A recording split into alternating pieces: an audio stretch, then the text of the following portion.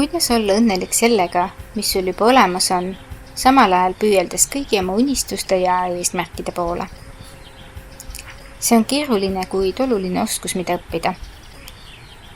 Paljud inimesed veedavad oma elu igatsedes rohkemat, mõistmata, et õnne saladus võib peituda just selles, mida nad juba omavad.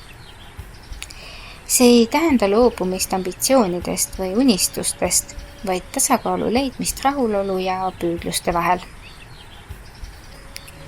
Esiteks on oluline praktiseerida tänulikkust.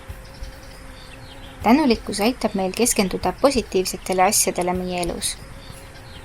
Alusta väikeste asjade märkamisest. Tervis, pere, sõbrad, katus pea kohal ja toit laual. Kirjuta iga päev üles 3 asja, mille eest oled tänulik. See lihtne harjumus võib muuta su vaatenurka ja suurendada su üldist rahulolu. Teiseks, aktsepteeri, et täiuslikkust ei ole olemas. Meie ühiskond suunab meid pidevalt saavutama rohkemat ja paremat, kui tõde on see, et täiuslikkus on kättesaamatu. Aktsepteeri oma puudujääke ja vigu ning õpi neist. Enesekriitika asemel keskendu enesearmastusele ja enese eest hoolitsemisele.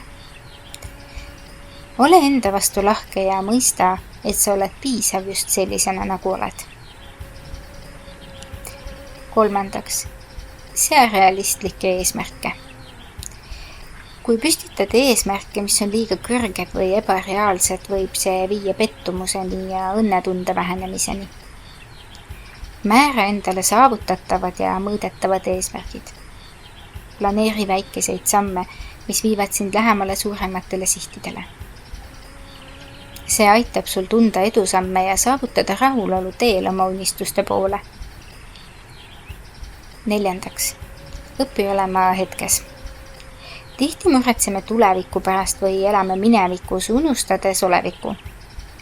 Meditatsioon ja teadveloleku harjutused võivad aidata sul olla rohkem kohal ja nautida hetke.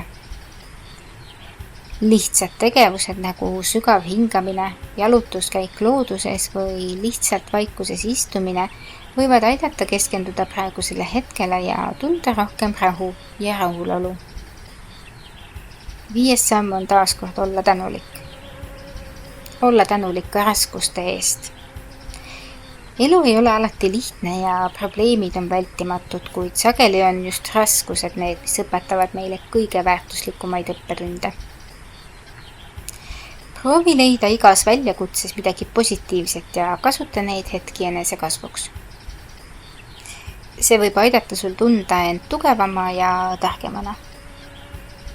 6. Hoia end ümbritsetuna positiivsetest inimestest. Inimesed, kes toetavad ja innustavad sind, võivad oluliselt mõjutada su õnnetunnet. Veeda aega nendega, kes toovad su ellu rõõmu ja väldi neid, kes viivad sul tuju. Lõpetuseks pea meeles, et õnn on teekond, mitte sihtkoht. On oluline nautida teekonda ja olla kannatlik enda ja oma edusammude suhtes. Õpi hindama väikeseid võite ja ära lase end heidutada tagasilöökidest. Õnn ei tule alati suurte saavutustega, vaid sageli peitub see igapäevastes väikestes rõõmudes ja rahulolus sellega, mis meil juba on. Õppides olema õnnelik sellega, mis sul juba on, samal ajal püüeldes oma unistuste poole, saavutad sa tasakaalu ja rahulolu, mis muudab su elu tähendusrikkamaks. Aitäh ja peatse kuulmiseni!